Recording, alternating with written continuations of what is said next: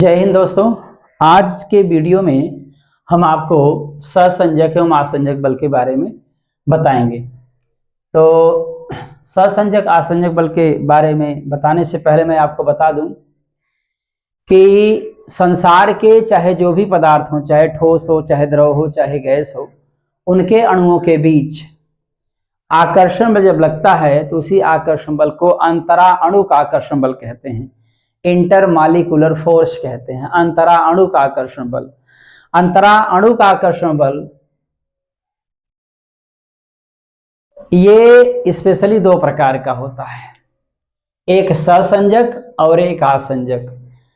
क्योंकि अंतरा अणुक जो बल है ये एक प्रकार का आकर्षण बल है और ये दो प्रकार का होता है, एक सहसंजक और एक आसंजक। सहसंजक भी आकर्षण है और आसंजक भी, क्योंकि ये दोनों एक प्रकार के अंतरा अणुक आकर्षण बल हैं।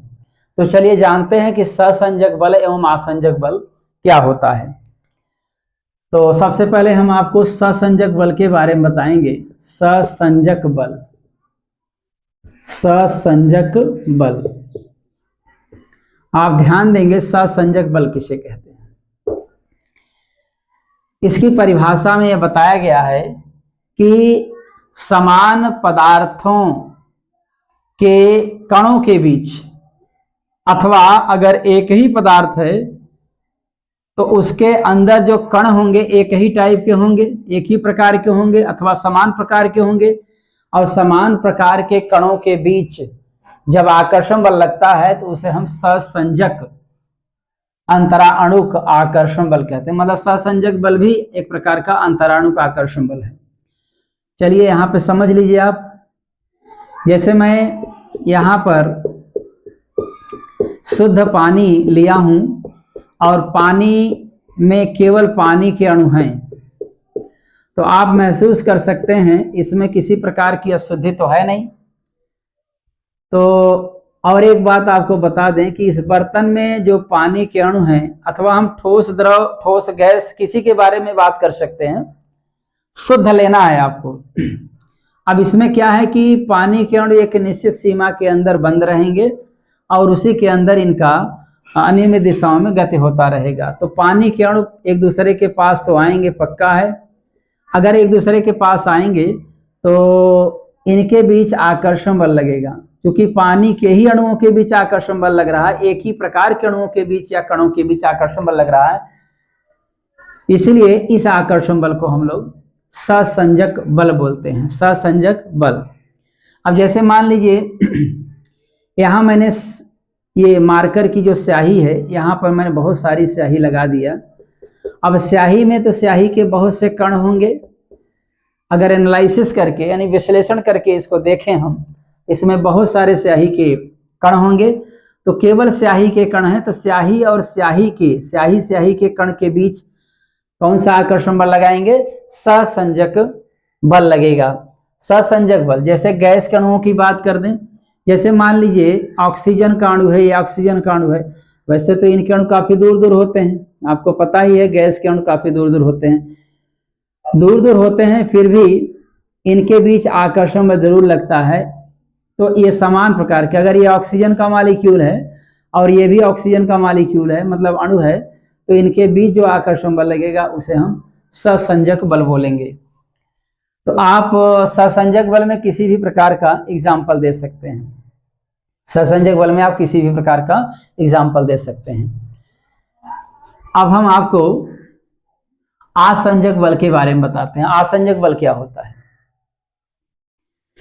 जैसे मान लीजिए पानी का अणु, भी मैंने बताया था कि ये शुद्ध पानी का अणु मैंने लिया है, और इस शुद्ध पानी के अणु में मान लीजिए मैंने मिट्टी के कण डाल दिया या कोई चीज डाल दिया जो थोड़ी बहुत घुल गई। तो उसमें होता क्या है कि जो मैंने अभी अभी पानी के अलावा किसी अन्य पदार्थ को, नमक को डाला है, चीनी को डाला है, कुछ भी डाल दीजिए आप, तो इनके बीच,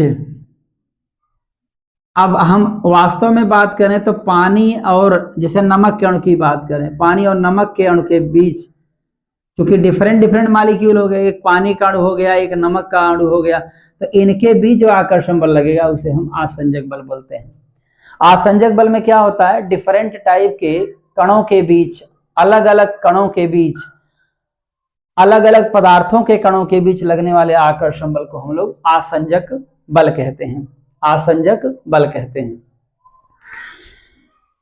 अब जैसे मैं बात करूं एक और एग्जांपल, जैसे मैं यहाँ मार्कर के माध्यम से इस बोर्ड पे लिख रहा हूं, तो मार्कर में स्याही के कण और इस बोर्ड के कण के बीच आकर्षण बल लग रहा है, तो आप इसे क्या बताएंगे?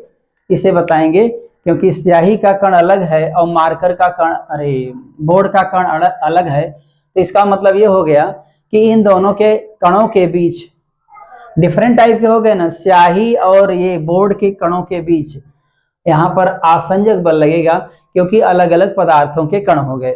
तो अलग अलग पदार्थों के कणों के बीच लगने वाला मतलब डिफरेंट टाइप के कण जो हैं उनके बीच जो आकर्षण बल लगेगा उसे हम आसंजक बल बोलेंगे। तो इस प्रकार से आपने देखा कि ससंजक और आसंजक बल किसे कहते हैं। अब ससंजक और आसंजक बल का मैं आपको थोड़ा सा दैनिक जीवन में एग्जाम्पल बता दे रहा हूं, इसका अनुप्रयोग एप्लीकेशंस क्या है। तो एक बार आप ध्यान दे लीजिए, एप्लीकेशंस का मतलब एग्जाम्पल होता है। तो 1 2 4 एग्जाम्पल आप देख ही लीजिए। चलिए, एप्लीकेशन में मैं पहले बात कर रहा हूं कि क्या ससंजक एवं आसंजक बल का हमारे दैनिक जीवन में अनुप्रयोग है कि नहीं है। तो चलिए, जैसे मैं यहाँ मार्कर से लिख रहा हूं, इस बोर्ड पे लिख रहा हूं, पहला एग्जाम्पल हम आपको बताते हैं। स्याही के कण और इस बोर्ड के कण के बीच कौन सा आकर्षण बल लग रहा है, तो आप बताएंगे आसंजक लग रहा है, क्योंकि डिफरेंट टाइप के पदार्थ हो गए, इनके कणों के बीच जो भी आकर्षण बल लगेगा उसे हम क्या बोलेंगे? आसंजक बोलेंगे, आकर्षण बल। एक और एग्जाम्पल आपको बताते हैं। जैसे अभी मैंने पानी की बात किया, तो पानी में जैसे आप मिट्टी का कण घोल दीजिए, तो पानी और मिट्टी के कण के बीच कौन सा बल लगेगा? आकर्षण बल लगेगा, तो बताएंगे आसंजक बल लगेगा। एक्चुअली डिफरेंट टाइप के कणों के बीच आपका आसंजक और समान पदार्थ के कणों के बीच लगता है ससंजक।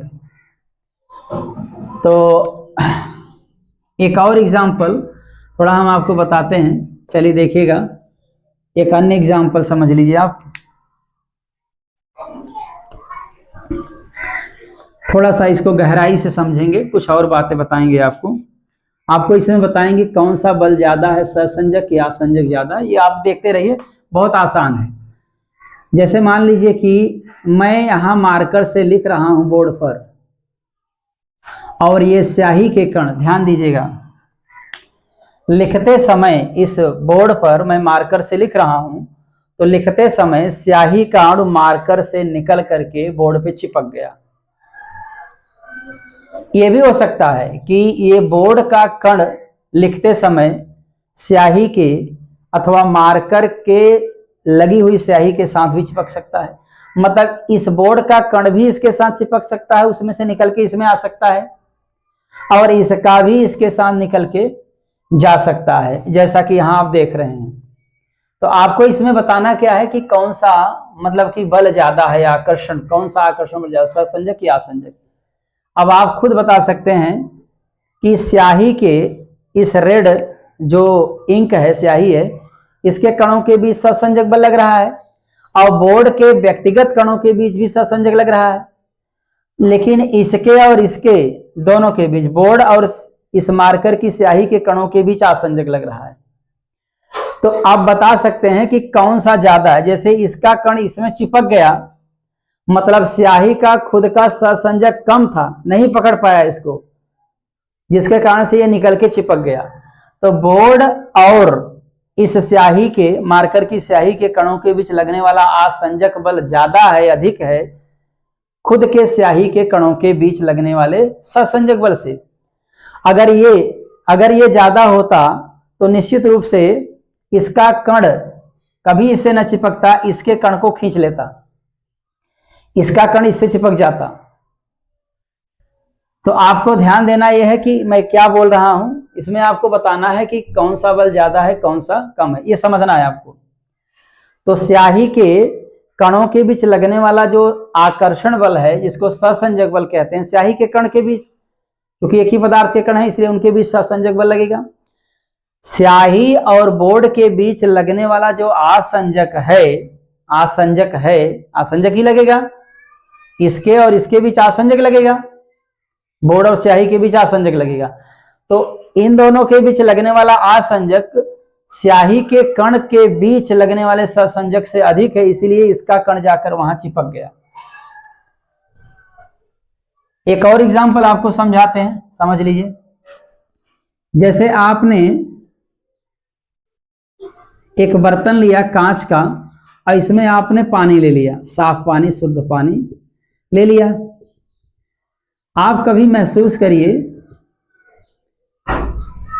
पानी जब यहां इस बर्तन से लगता है तो आप थोड़ा सा इसको माइक्रोस्कोपिकल स्टडी करिए, मतलब सूक्ष्मदर्शी के द्वारा स्टडी करिए, तो आपको देखने में क्या मिलेगा कि ऐसे जैसे आपने बर्तन आपने रखा है, बर्तन में पानी डाल दिया है, तो पानी का जो सरफेस है, ये फ्री लेवल वाला, ऊपर वाला जो लेवल है, सरफेस है, ये थोड़ा डाउन रहता है और किनारे पर उठा रहता है। बर्तन से जहां पानी टच में रहता है वहां पर थोड़ा उठा रहता है। चारों तरफ की बात कर रहे हैं, एक बर्तन में आप पानी लिए हैं, चारों तरफ दीवारों पर जो है पानी का जो पार्टिकल है थोड़ा सा दीवारों से चिपक करके उठा रहता है, और बीच में ये लेवल जो है सरफेस इसका डाउन रहता है। तो आप ध्यान देंगे यहां और यहां, माने पानी के कण एकदम बर्तन के पास बात कर रहे हैं, ये बर्तन के कण और पानी के कण के बीच जो आकर्षण बल लग रहा है उसका नाम आसंजक है। तो किनारों पर आसंजक अधिक होता है, अंदर द्रव के कणों के बीच के सहसंजक से, मतलब केवल पानी के कणों के बीच, अणुओं के बीच लगने वाला सहसंजक बर्तन एवं पानी के कणों के बीच, किनारे पर बर्तन एवं पानी के कणों के बीच लगने वाले आसंजक बल से कम है ये, जिसके कारण से यहां पर थोड़ा सा लेवल उठ गया है, माने सरफेस थोड़ा सा उठ गया है। ऐसे चारों तरफ जहां जहां टच किया रहता है पानी, वहां पर थोड़ा सा उठा रहता है इसका सरफेस, इसका लेवल, लेकिन किनारों पर दबा रहता है। तो इसका कारण आप समझ गए कि पानी के कणों के बीच लगने वाला सहसंजक बर्तन एवं पानी के कणों के बीच लगने वाले आसंजक से कम है, जिसके कारण से इसका लेवल डाउन है और इसका लेवल यहां पे किनारों पर उठा हुआ है। एक और एग्जांपल आप समझ लीजिए। कांच का आप बर्तन लिए हैं और इसमें आपने पारा भर लिया है। क्या भर लिया है? पारा। अगर आपने पारा लिया है तो इसका जस्ट अपोजिट होता है, पारे का जो कण होता है बीच में थोड़ा सा इसके सरफेस को बीच में उभारा रहता है और किनारे पर डाउन रहता है। क्यों? यहां पर भी वही बात है।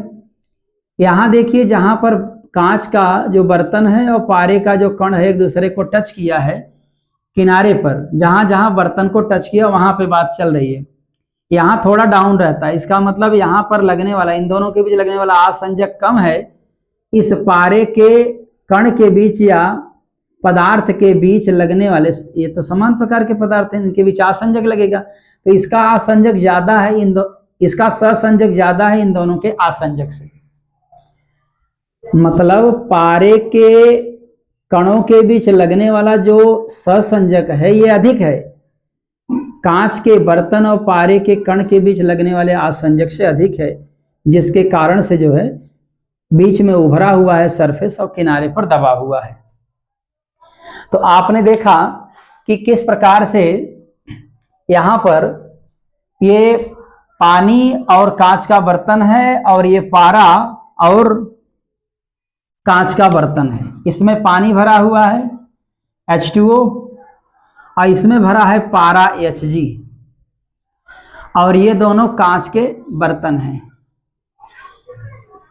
कांच के क्या हैं? बर्तन हैं, कांच का पात्र, बर्तन। इसी प्रकार से आप एक और एग्जांपल समझ लीजिए।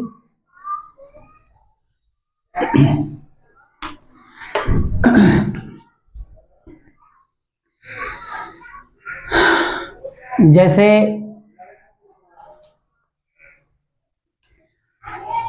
मैंने पानी लिया है